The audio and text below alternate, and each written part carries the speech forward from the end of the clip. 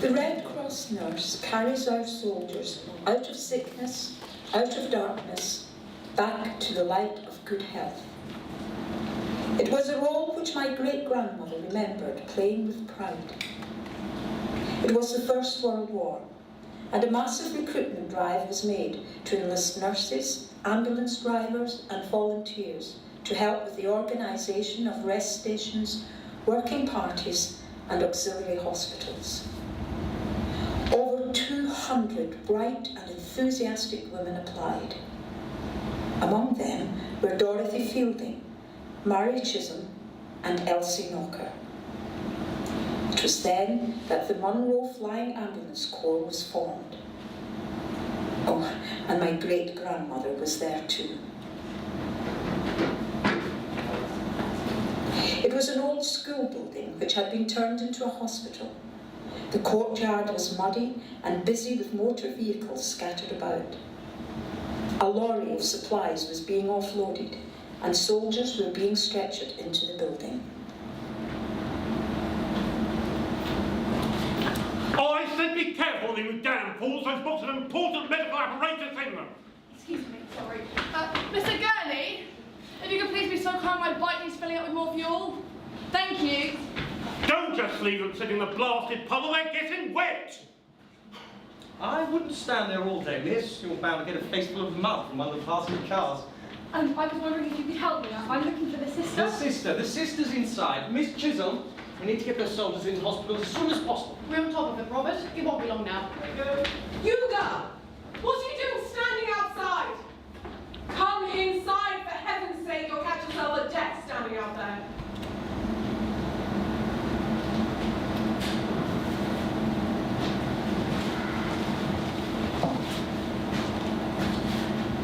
I know what visions have brought you here, and I am happy that they have brought you to our door. But that's where you will leave them, at the door. You're not an angel of mercy swooping down to mop the brow of grateful men. You're a worker here. You'll do what you're asked, no matter how dirty, no matter how dull. Do I make myself clear? Yes, sister. Hands. Airs and graces will not be tolerated here, especially from those who have come down on an ivory tower. If you have any doubts about being here, then the door is there. Before you waste either of our time. I assure you. You are only to speak if you are asked to. Your duties will begin at 7:50 a.m. sharp and end at 8 p.m. Where possible, you'll be given 3 hours off, usually between 2 p.m. and 5 p.m. All night nurse duties begin at 7:50 p.m. and end at 8 a.m. All shifts begin and end with a prayer. You're terribly young. Are you sure that you're of age? Yes, sister. I celebrated my 19th birthday just a few days before I left to come here. Duties are hard and days are long. You'll be in charge of tidying bedside lockers, making beds, cleaning rooms. You'll also be required to fetch and carry things, hand out drinks, meals, roll bandages, fold slings, sterilise instruments and mop floors. I have worked as a nurse before. I can... It will remain to be seen what you can and cannot do. I'll be the judge of your competence. But if you think your duties are dull and mundane and you'd rather be at home playing the dutiful wife, then... I'm not married, nor spoken for. Oh. I had someone show you to the cellar where you can get settled. You don't suffer from travel sickness, do you? There may be some times you're required to join the ambulance drivers out on shift. No, sister. Then you'll meet Miss Feilding later. Miss Feilding? I beg your pardon, but didn't you say that she was an ambulance driver? That's right. I've never met a lady ambulance driver before. Are you sure that you want to be here, girl? This is no place for the faint-hearted. Yes, sister, I've never been so sure of anything in my life. Off you go then. Try to get a few hours rest. Don't let me down. I won't, sister. Lottie was exhausted from travelling all day. But as she lay on the bed, she couldn't sleep. Every time she shut her eyes, she began to think about meeting Miss Feilding and her stomach began to do somersaults with excitement. The engine was rattling away loudly, with smoke puffing out from behind. The metal frame vibrated as the engine shook, eagerly wanting to take off. Rain thudded on the bonnet and splashed in the puddles in front of the two giant wheels. Are you getting in, or are you just going to stand there getting wet all night? I suppose I should. I've never been inside a motor car before. Oh, well, you're in for a smashing treat. Climb on in. Dorothy was dressed in an old bomber jacket, brown trousers and a large pair of brown boots. And she was sporting a hat, which covered most of her head. Next time I do suggest wearing something a little warmer, as it can get frightfully chilly out here. The cabin was completely exposed, no glass windscreen nor doors to protect the driver or passengers. Does it go fast? That and bumpy too, but you'll get used to it in a jiffy. You're the new girl, I presume. Lottie, it's wonderful to meet you. I've heard so much about you. Dorothy wasn't listening. Buckle up. There's no belt. Then hold on to what you can. The ambulance leapt forward and tugged towards the main road. Lottie was jolted backwards in her seat. The roads were dark and narrow, the wheels sloshed through the mud beneath them. Is this really a road? Can't you see where you're going? Don't you have any lights? Blackouts, my dear. Can't use them during the blackouts. How do you see where you're going? Oh, one picks things up. You know, landmarks, and the rest is just, well, luck, really. Luck! The young nurse looked petrified as she hung onto the front dashboard. The ambulance began to pick up speed, moving quickly up the road and around the bends. The wind swept through her hair as the rain battered her face. Scarf. I beg your pardon? I have a spare scarf dear mother knitted and sent to me. Remind me to give it to you when we return. Lottie was thrown from side to side as the ambulance bounced over the potholes on the uneven road. Do you see that smoke ahead? Yes? That's where we're headed. Will there be injured men? Oh, plenty of the little blesses. Blesses? That's what we call them. Just keep beside me and do as I say, and we'll be out of there in no time. Just then, the explosion lit up the sky, and for a few seconds they could see the road in front of them. It wasn't much of one either. Do we ever get fined? Oh, only occasionally. Most of the time they see the red cross on the side of the vehicle and leave us alone. They're supposed to. It's the loose ones which one needs to watch out for. Loose ones? Well, a piece of shrapnel dented the cab before bouncing off. Yes, the ones that get sidetracked and end up hitting us by accident. Another gust of wind took the nurse's breath away. Still want to be a nurse, girlie? I do. Yes. Just didn't think you had it in you. The sister, I mean. You're going to do just fine. Oh, ahead they could see a group of wounded soldiers being taken out of a heavily damaged car. A bomb had gone off nearby and forced them to crash on the other side of the road. The ambulance came to a screeching halt by the mangled car. Dorothy was first on the scene, organising the wounded. Lottie watched Miss Feilding glide about the space, taking charge and helping those in need. She was simply remarkable. She wasn't what Lottie had expected. She was a woman doing a man's job. And then the realisation of war began to sink in. She felt a sudden urge to be sick. Her whole body turned cold. So this was war. This is what it's really like.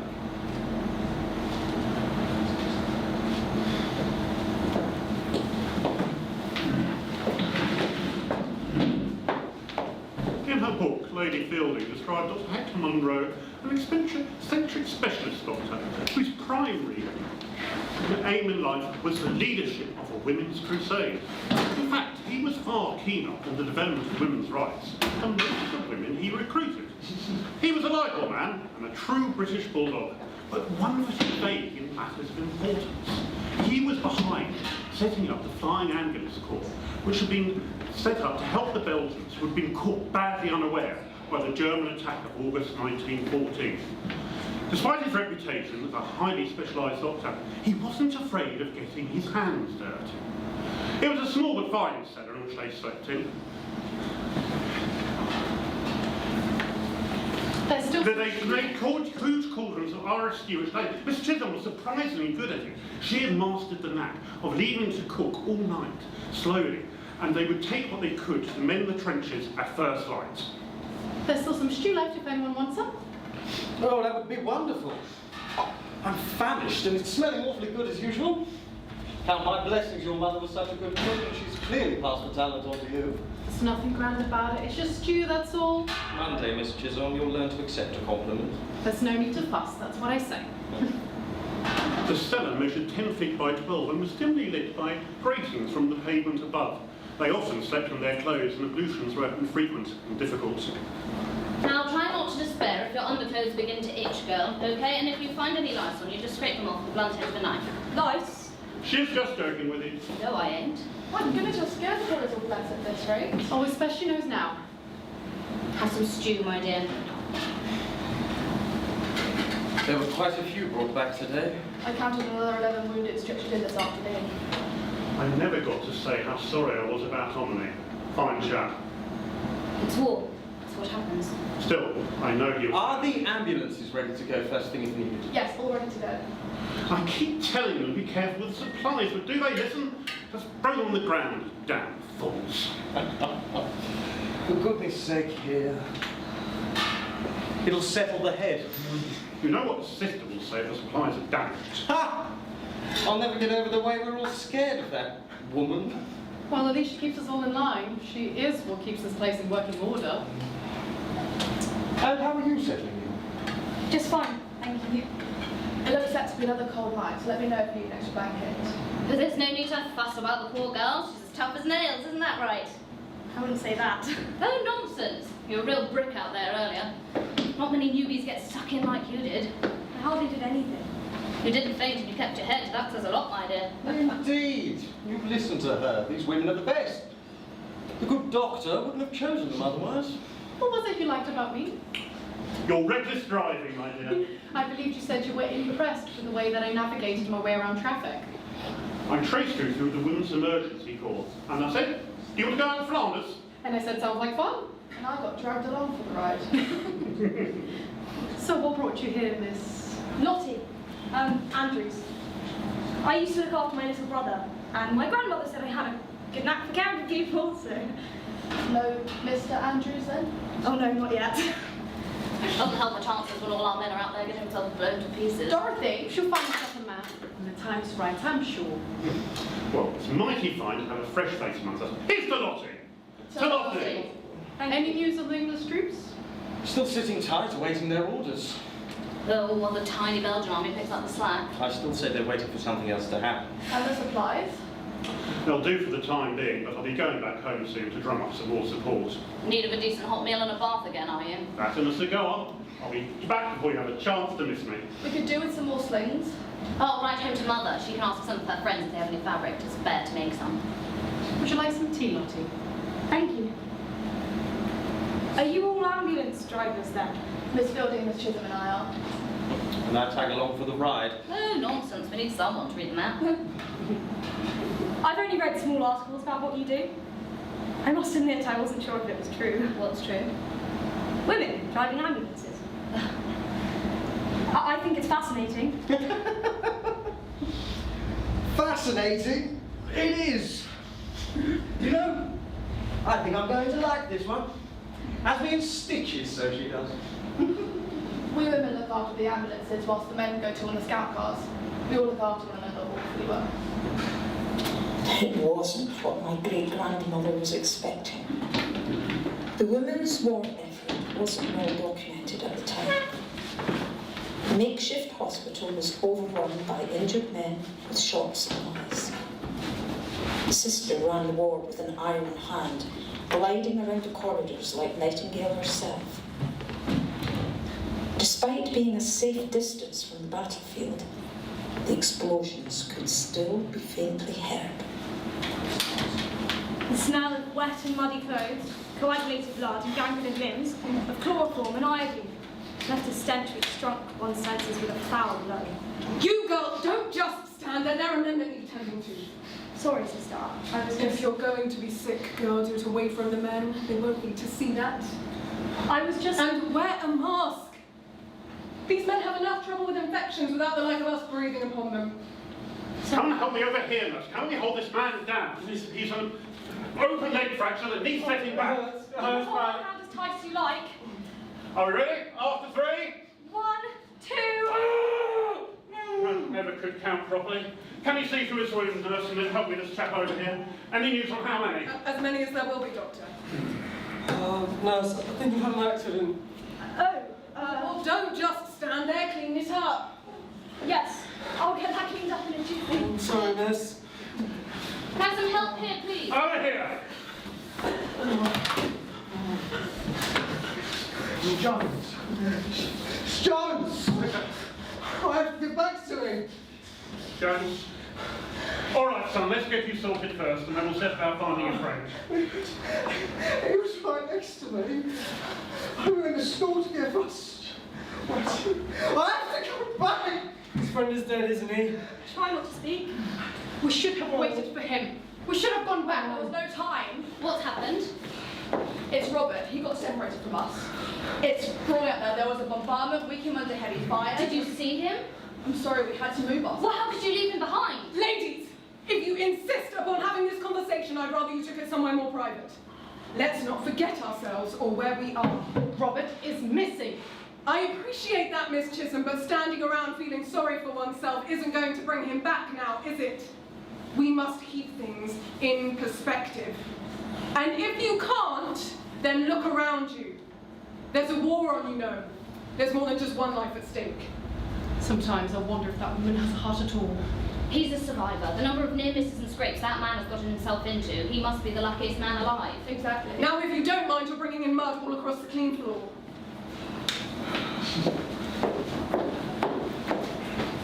The roads were more difficult than usual. They were going backwards and forwards addicted. The fighting was appalling and casualties were high. At the beginning of the day, the men could be found in the shallow, hastily dug trenches on the far side of town, but the fighting was now moving on to the streets. Watch your heads, ladies. They're not letting us off at all today. Our cars have been going out all day and night, and the final 2 miles were down an open, dead, straight road wrecked by shell as soon as anything living slowed down. Look out! Just then a piece of shrapnel hit the front of the car, sparking one of the lights. Oh, what a nasty blighter. Pothole! Oh, good driving, Dorothy. Ahead, the town and surrounding farms were in flames. Smoke lifted and filled the air. We're not going to have much time once we stop. Just a quick fetch and grab then, ladies. The little Blesses were lying on the side of the road in groups. We were ordered to take the worst injured first. The ambulance screeched to a halt as a loud explosion could be heard ahead. Miss Stocker and I leapt from the cab and began attending to the wounded, whilst Dorothy began the difficult job of turning the ambulance round. It was a frightfully awful sight to see the state the little Blesses were in. Blooded bandages, mangled limbs, sobs of pain and shock. We did our best to offer as much comfort as we could in such a short amount of time. We helped as many men as we could carry into the ambulance. Hold on, my dears. I'll try to make it as painless a ride as possible. What is it? It's the gear lever. It's jammed. It won't budge. Would you like me to try? Where's Robert when we need him? Let's try together. After 3. 1, 2, 3. Oh, I know one shouldn't curse. Try again. 1, 2, 3. Just then, an explosion shook the whole ambulance, throwing us back, but jolting the lever. Is everyone all right? That was close. Look, the smoke is disappearing. A section of the bank's been blown away. Hang on. The lever's shifted. Hold on tight, ladies.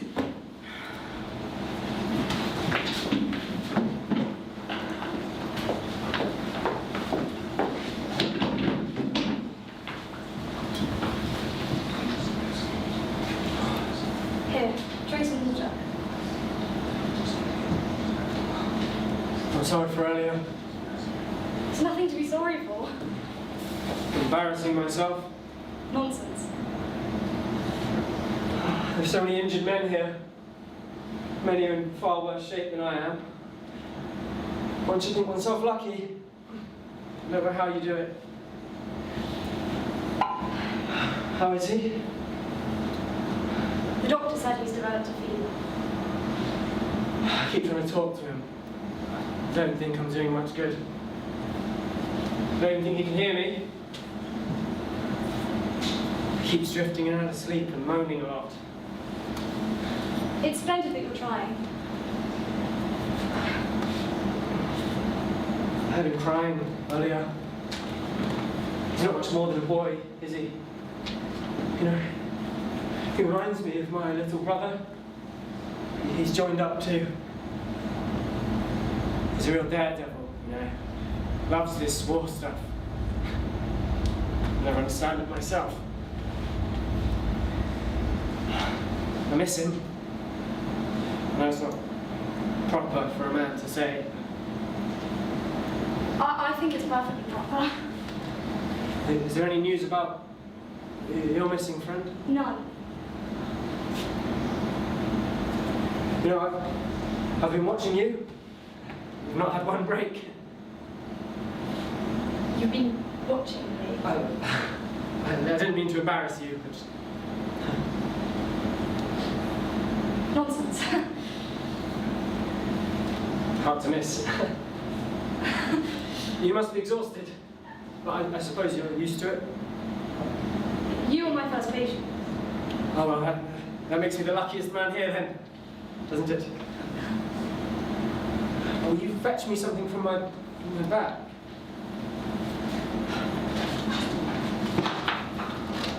It's wrapped inside a white handkerchief.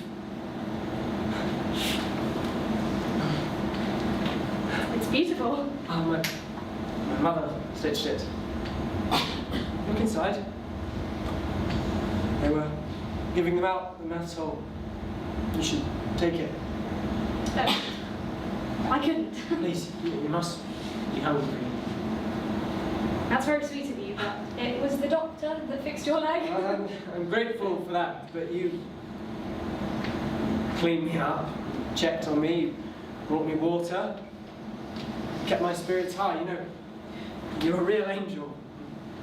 Are you sure you haven't hit your head? That's what we call you. The men, I mean. We call you the angels of mercy. Miss Chisholm, Miss Feilding, and Miss Knocker? Miss Knocker, yes. They come up to us. We look forward to it. They bring us soup and stew and dry clothes. And sometimes they just stop and speak to us, and it just means so much. War is no place for a lady, though. War is no place for anybody. You're right. Miss, can I maybe ask you your name? Lottie. I'm Davies. Private Benjamin Davies. Nurse, may I have a word? Yes, sister? Have you finished all of your chores that I asked you to do? Almost. Almost isn't good enough, nurse. Have you had a break? No, sister, but I don't need Take a one. break, 10 minutes, rest your feet, eat something, and come back and finish your chores. But sister... That wasn't a request. You're no use to me if you faint on the floor due to exhaustion. Off you go now. 10 minutes. You're all miracle workers. We'd only be miracle workers if we could tend to everyone and give everyone a bed. And that we can't. I'm one of the lucky ones, ain't I? Yes, you are.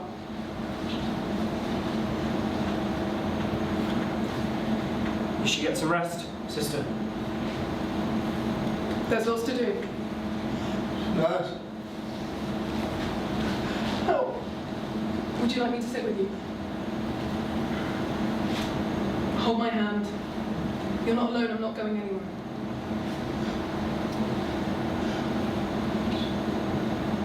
They were the roses of no man's land. The night is dark and dank and drear. I toss upon my fevered bed, and softly comes on soundless feet an earthly angel to my head. And over my burning brow her hand, so soft and cool in sweet caress, a healing touch that soothes my pain in loving care and tenderness. God bless the rose of no man's land, who guides me through my night of pain. Keep her safe throughout the storm. Sister, can I have a word? You may have two, Dr. Van, and aides were running dangerously low on them. Any news on Robert? Still missing. Damn awful business. That's it, he's a good sort. He's probably hiding in some corner somewhere until the coast is clear. He'll be all right. Yeah, indeed he is. My girls are out there. They'll keep their ears to the ground. He'll be found. I thought you were returning home again. It's been postponed. Damn war. Mind you, I think I'm needed here.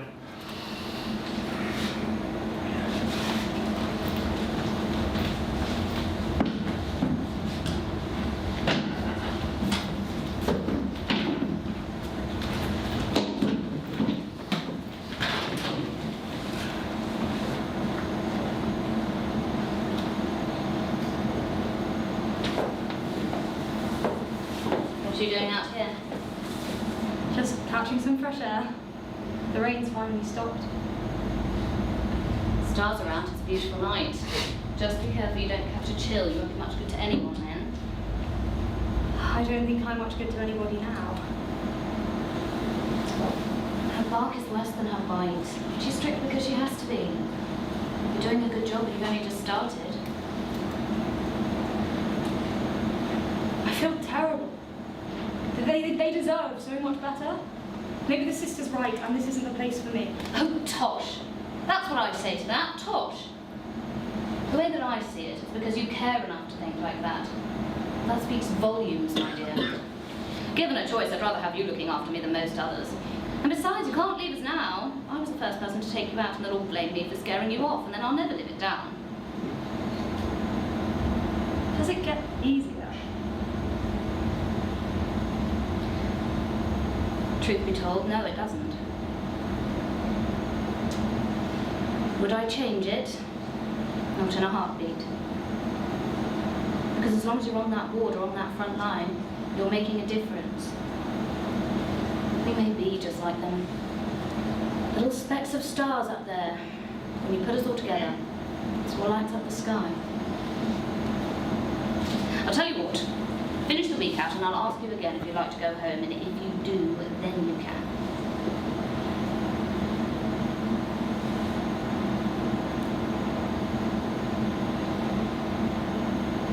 I'm sorry about your friend. That died? He was my best friend. We were supposed to be looking out for one another. The engine keeps churning and the wheels keep turning. Now get yourself back inside before the sister starts moaning again. Aren't you coming? I'm just going to stay out here a moment longer.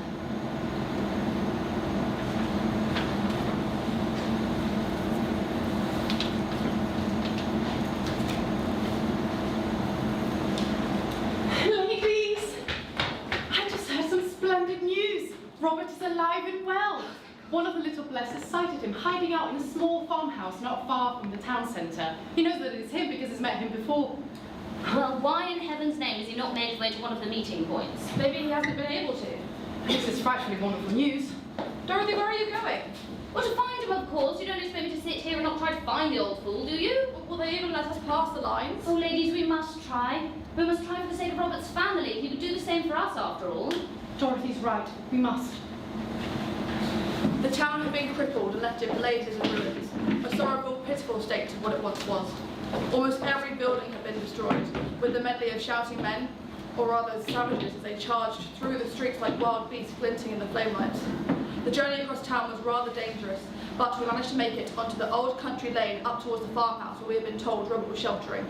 At one point we found ourselves stuck in a steep slope, and Miss Chisholm and I had to help push the ambulance up the hill. That's it, Miss Knocker. Push! We're almost there. Come on, ladies. Oh, it's no use, I can't push any further. Oh, nonsense, we're almost there. Oh, my feet keep slipping in the rains too much, I can't. Of course you can. You're a fighter, Miss Knocker. The strongest fighter I know. Now stop this cowardice and put your back into it.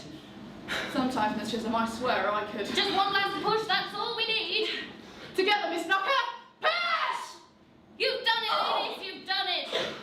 Arriving at the Blacktown farmhouse was such a relief. One does not mind admitting.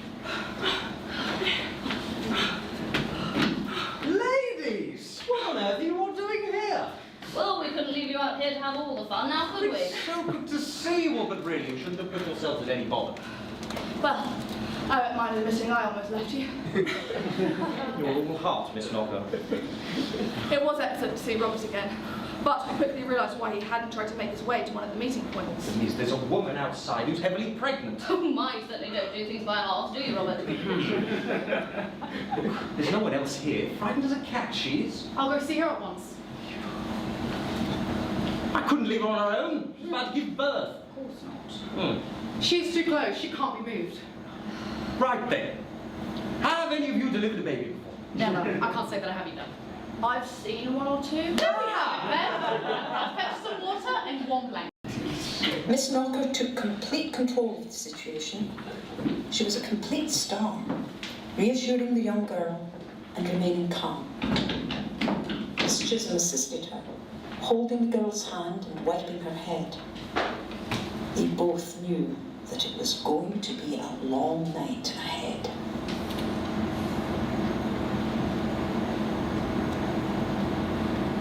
You can't save everyone. This wretched war. You never spoke about what happened. What's there to speak of? He died. People die in war. It wasn't your fault. There's no shame in it, you know. Stopping, I mean. You do say some daft things sometimes, Robert. Do I? You think that if you carry on, then it won't catch up with you, but it will. You think I'm running away? I think that you're hurting, which is understandable. But you don't have to do it alone. Well, That's what I'm saying. maybe we're not all casual with our feelings, Robert.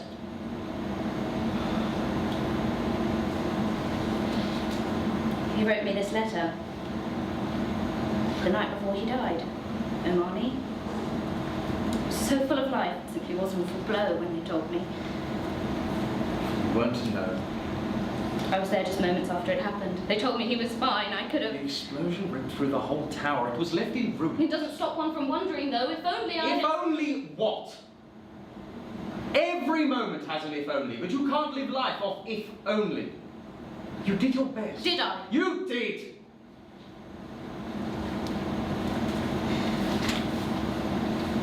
Do you think it will ever end?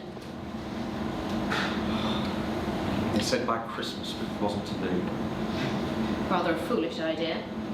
Seeing so many towns destroyed and left to rubble, so many lives broken, sometimes I wonder if we're even making a difference. Times like this are the makers and breakers of men. And women too. And women too. It's been a hoot working with you, Robert. We really are lucky to have you here with us. You're a good friend.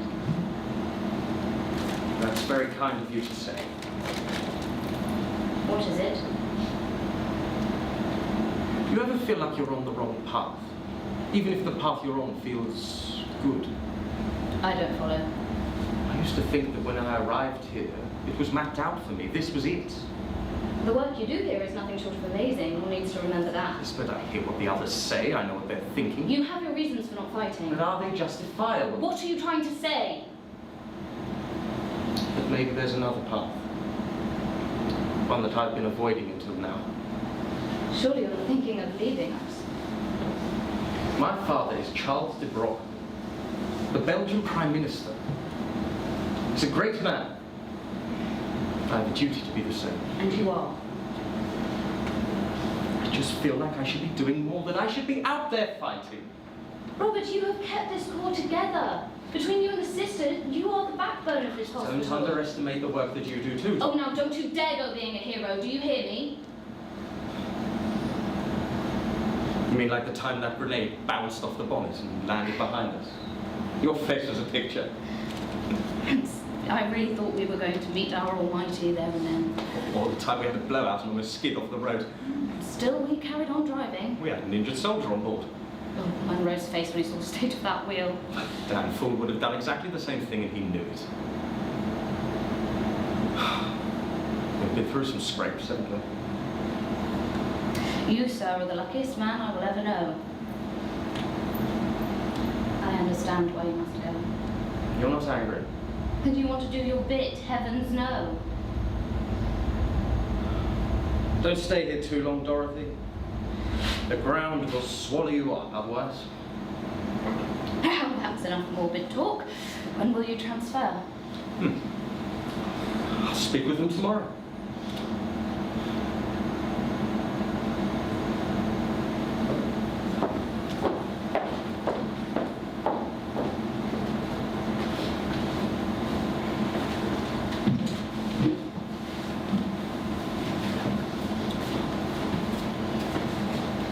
Nurse, can you fetch me some more bandages? The gentleman in bed four needs his wounds cleaned. More bandages here, nurse.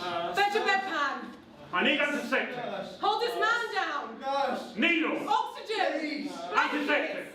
Antiseptic. Oxygen. Every muscle in my body aches.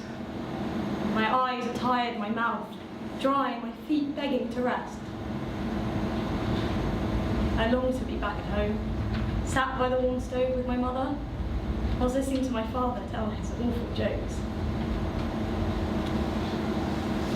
I close my eyes and I can hear their voices. How we used to laugh. Before, I think about how Mother would always set an extra space.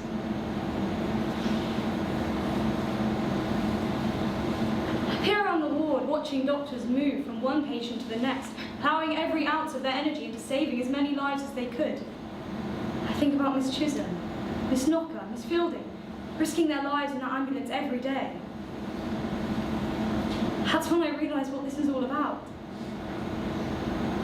Being a nurse has never meant more to me than it does now. I solemnly pledge myself, before God and in the presence of this assembly, to pass my life in purity and practice my profession faithfully. I will refrain from whatever is deleterious and mischievous, and shall not take or knowingly administer any harmful drug.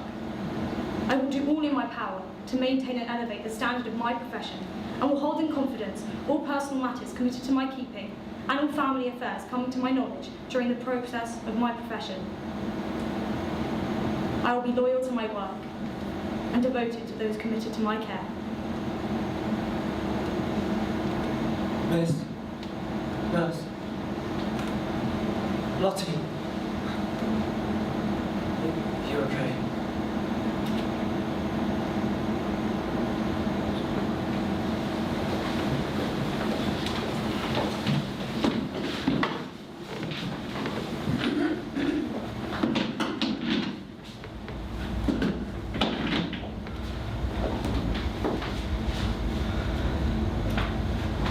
Is it necessary to move them? The baby's only just been born. She's barely breathed her first gasp of air. Look, I'm sorry, but leaving at night is our best chance of survival. The fighting will be far worse in the daylight. Robert's right. We must try and make it through whilst it's quietest. Let's ride in the back with her then. We loaded into the ambulance as quickly as we could. Both mother and baby were extremely tired from the previous night. Driving down the hill along the blackened roads was even more dangerous than we first thought. Bend! The roads were a mere mud path, and several times the wheels slipped and skidded, almost hitting the bank. Turning! Just then, we hit a giant pothole, and I lost control of the steering wheel, wedging us between the bank and the dig in the road. Branches slapped down our faces and across the side of the ambulance. My foot slipped on the accelerator and then again onto the brake, kangarooing us backwards and forwards. Hold on, ladies! Oh, that was a close one. In every direction, buildings burned and a thick smoke filled the air. The cab dropped to silence. My eyes widened as I came to a sharp halt. What is it? Why have we stopped? Ahead, two vehicles lay crashed across the road. It's the only way out of town. Well, we can't stay here. We'll be sitting ducks. Everyone, hold on to something. What are you going to do? The engine revved and gave an almighty roar as we leaped forward. We quickly began to pick up speed. Oh, I can't look. The whole ambulance began to shake and rattle. Come on, you little beauty! Suddenly, we crashed into the two vehicles blocking the road and smashed through them. The engine screamed, bits of the ambulance went flying, the tyres split and burst, and there were sparks sparking from the wheels. We were tossed this way and that, but we made it through. Is that smoke supposed to be coming from the engine? Probably not. The engine rattled as it did its best to hold together. We're almost there. You know what Munro will say when he sees the state this ambulance is in, don't you? We made it.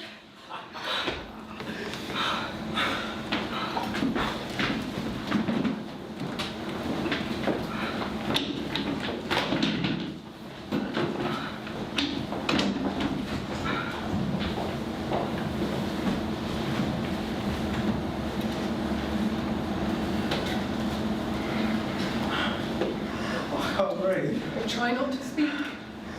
Hold my hand. I'm here with you. I'm not going anywhere. Oh my God, I know you do. Close your eyes. I'm scared. Think of home. Sunday roasts, all the trimmings. And Mum's potatoes. She made such good potatoes. Just how you like them. There.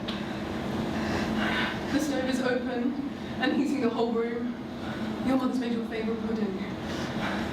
Bread pudding.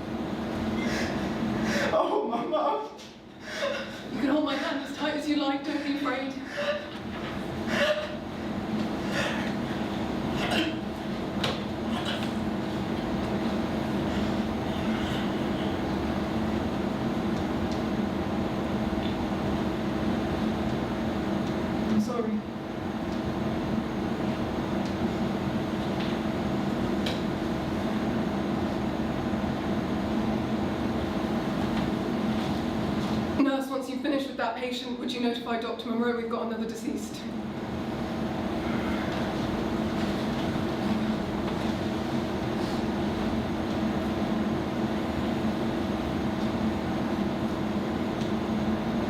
He's only a boy. He didn't stand a chance, did he? War is such a cruel thing. I ain't ashamed to say I'm scared of going back. No, that don't make me much of a man, but just... I hate it out there, miss. Every time I close my eyes, I can hear the explosions, and the screams ringing in my ears. See my friends' faces, pure as white, just looking at me. And I know I shouldn't complain because I'm one of the lucky ones. We're all allowed to complain. If this had been a proper hospital, with the right medicine and doctors, then he would have stood a better chance. We've just got to do what we can under these circumstances. It's all we can do. My brother's still out there, sharing his bed with rats. We made a pact to join up together. You see, him and me. And now I'm here, and he's out there somewhere. I'm sorry. What are you doing here? I know it ain't my place to ask. You shouldn't be here. I want to make a difference. Daft, I know. But I too had a brother. Had. It was crude. Happened so fast. One minute we were children playing outside. Well, the next I was nursing him by his bedside. He developed complications, and my family are not well off, so I couldn't save him. I was his big sister, and I couldn't. You're a good person, miss. A good person.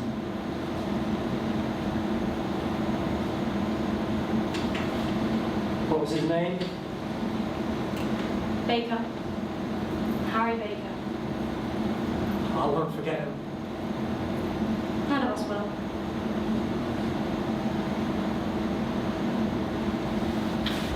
The doctor says they're putting on the next train out. What about you? Are you going to stay? It's my job. I'm a nurse. Miss, can I ask? Can I maybe write to you? I'd like that very much.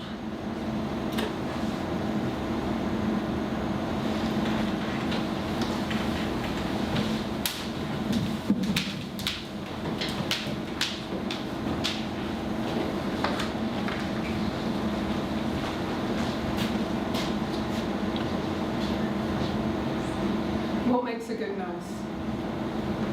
Is it about sympathy and compassion for others suffering without judgment? Is it about making a difference? Is it about doing what's right?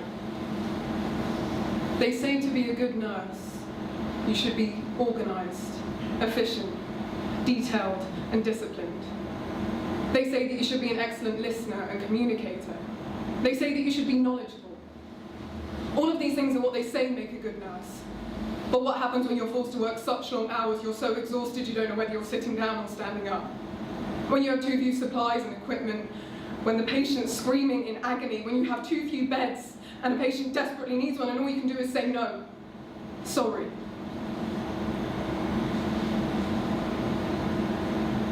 I'm not a good nurse. I don't float up and down the ward like some nightingale, nor do I put others' fears at ease. I struggle to feel. I do not want to feel. If I do, then I'll remember my burden. missing in action. I'll start to look at the door every time a patient's brought in, hoping and wishing that it's him. I'll miss the way he would put his arms around me and hold me tight. I'll remember the flower he brought me every day we were courting until I agreed to be his wife. I try not to feel because I can't let myself. Instead, I'm here. One must keep busy. Being here makes me feel as though I'm doing all right. Behind every wounded soldier, there's a wife and a mother just like me. That's why I'm here. Because I don't want to be alone. Because I don't want them to be alone. But I'm not a good nurse.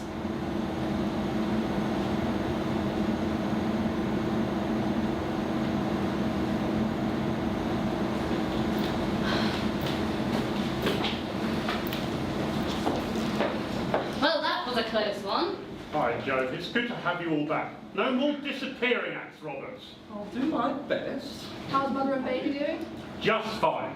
It's been a while since we last had a baby in the hospital, though. And how's my new nurse shaping up? I think she's going to do just fine. I often think back at the times when my great-grandmother would tell us stories of her life as a nurse. The times that she spent whizzing about in an ambulance and the people that she met. I often asked her if it was all worth it and would she do it all again? To which she would smile and say, in a heartbeat.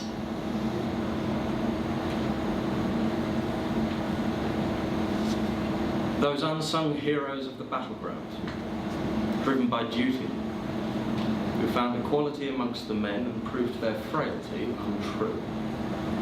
Those great angels, baptized in gauze and in gore, who strived, who fought, who loved, the nurses of the Great War.